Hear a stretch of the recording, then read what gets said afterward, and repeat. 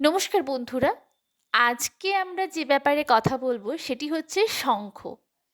এই শঙ্খ কেন বাড়িতে রাখা হয়? কেন সকালে সন্ধ্যাবেলা পূজা অর্চনার সময় শঙ্খ বাজানো হয়? বা মন্দিরেও পূজা অর্চনার সময় কেন শঙ্খ বাজানো হয়? এই শঙ্খটা কি?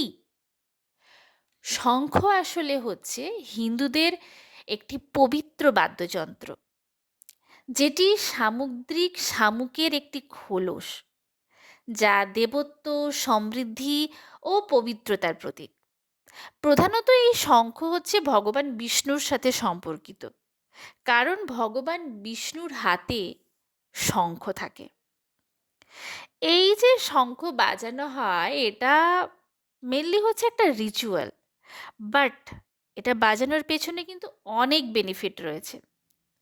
এর যে ওম সাউন্ডটা বের হয় এর ভিতর থেকে, যেটা আমাদের মেন্টাল স্ট্রেস রিলিভ করে, এবং এর ভেতরে যে ফু দিই আমরা এতে, তার ফলে যে সাউন্ডটা বের হয়, যে ফু দেওয়া হয়, তারপরে যে চাপ সৃষ্টি হয়, এতে আমাদের রক্ত সঞ্চালন কিন্তু খুব ভালোভাবে হয়।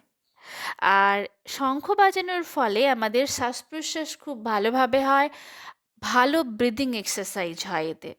এবং এই শঙ্খ বাজানোর ফলে লাংস, চেস্ট, ডায়াগ্রাম এবং নেক মাসল অর্থাৎ ঘাড়ের পেশিগুলি শক্তিশালী হয়। বেদে বলা আছে যে শঙ্খ বাজানোর ফলে নেগেটিভ এনার্জি দূর হয় এবং পজিটিভ এনার্জি ক্রিয়েট হয়। এই শঙ্খ বাজানোর ফলে কিন্তু বাতাস শুদ্ধ হয়। বাস্তুশাস্ত্রেও বলা আছে বাড়িতে শঙ্খ রাখা ভীষণভাবে ভালো।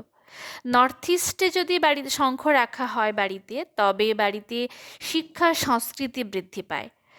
আর দক্ষিণ পূর্ব দিকে যদি রাখা হয়, তবে বাড়ির যশ খ্যাতি বৃদ্ধি পায়। আপনি কি বাড়িতে শঙ্খ বাজান? কমেন্টে জানান। হরে কৃষ্ণা।